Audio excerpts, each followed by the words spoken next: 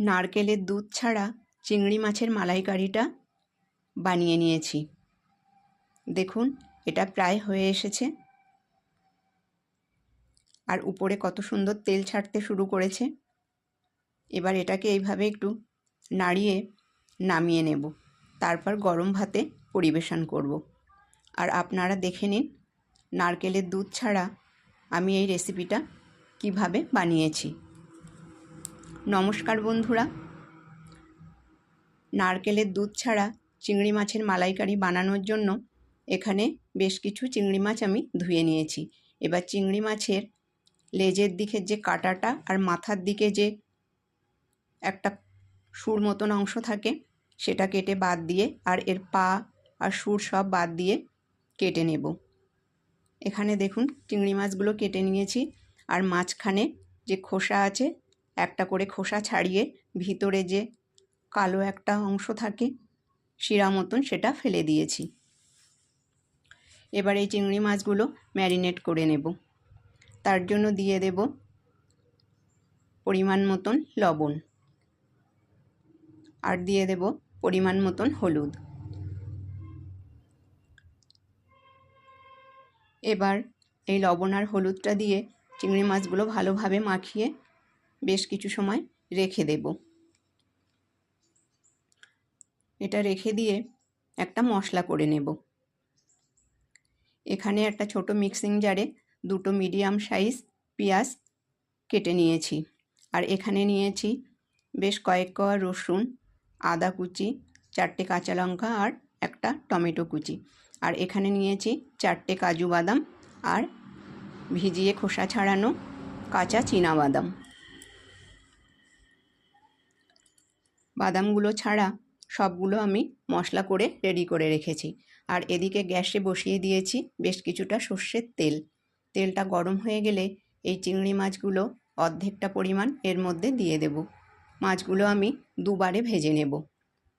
প্রথমে অর্ধেকটা মাছ দিয়ে গ্যাসের ফ্লেমটা একটু কমিয়ে রেখে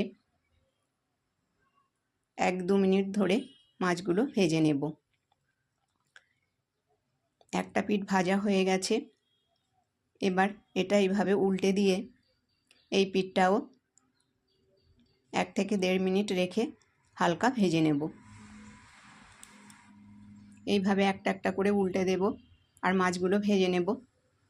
দেখুন বেশ কিছু সময় হয়ে গেছে, কিছু সময় বলতে মিনিট 1.5 হয়ে গেছে। এবার মাছগুলো হালকা ভাজা হয়ে গেছে। এবার মাছগুলো সব উঠিয়ে নেব। চিংড়ি মাছগুলো বেশি ভাজলে চিট হয়ে যায়, সেই জন্য এটা মিনিট 3 ভাজলেই এরকম কালার চলে আসবে। এগুলো উঠিয়ে নিয়ে বাকি মাছগুলো সব দিয়ে ভেজে নিচ্ছি। দেখুন এগুলোও ভাজা হয়ে গেছে। এবার এগুলোও উঠিয়ে নেব।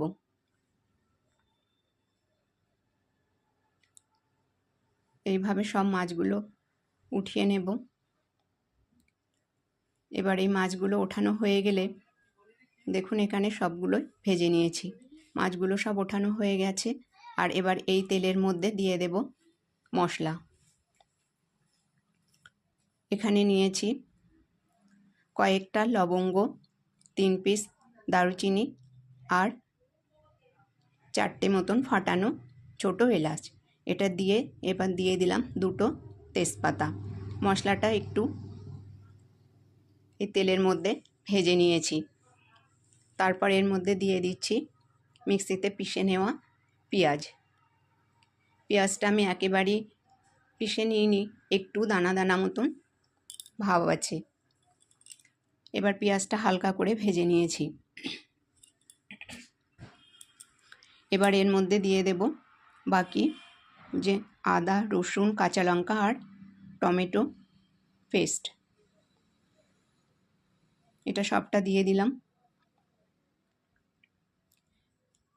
দিয়ে এই মশলাটাও কিছু সময় ধরে নাড়িয়ে ভেজে নেব। এরপরে যে রসুনের গন্ধ আছে বা যে মশলার কাঁচা গন্ধটা চলে যাবে।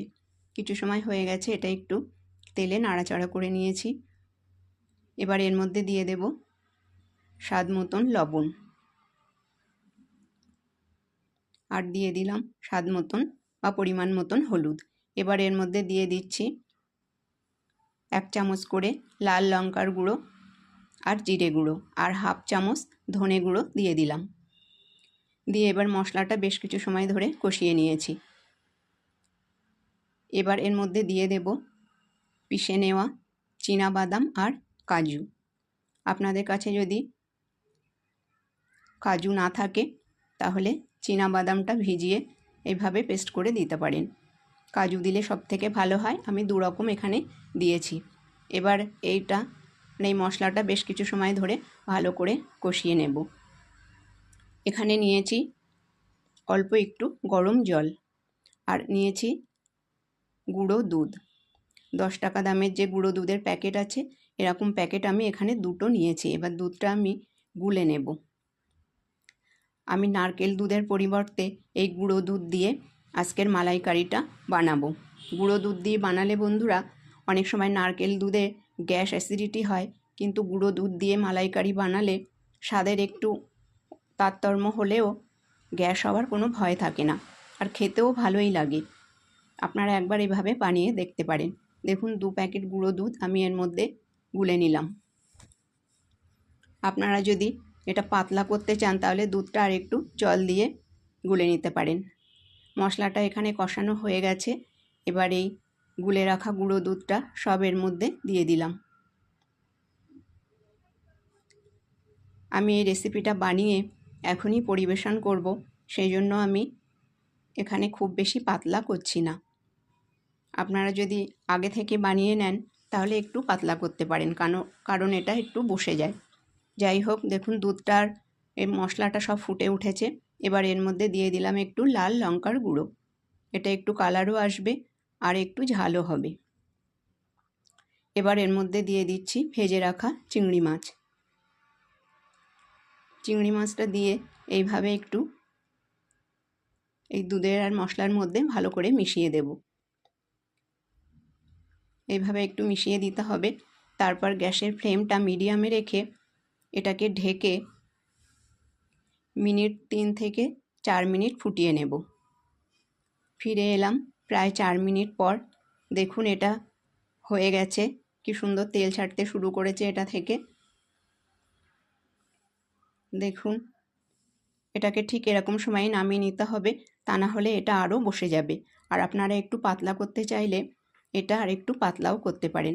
তো আমার আজকের রেসিপিটা যদি আপনাদের ভালো লেগে থাকে তাহলে লাইক, শেয়ার এবং চ্যানেলটাকে সাবস্ক্রাইব করে পাশে থাকবার অনুরোধ রইল। ভিডিওটা এখানেই শেষ করছি। ধন্যবাদ।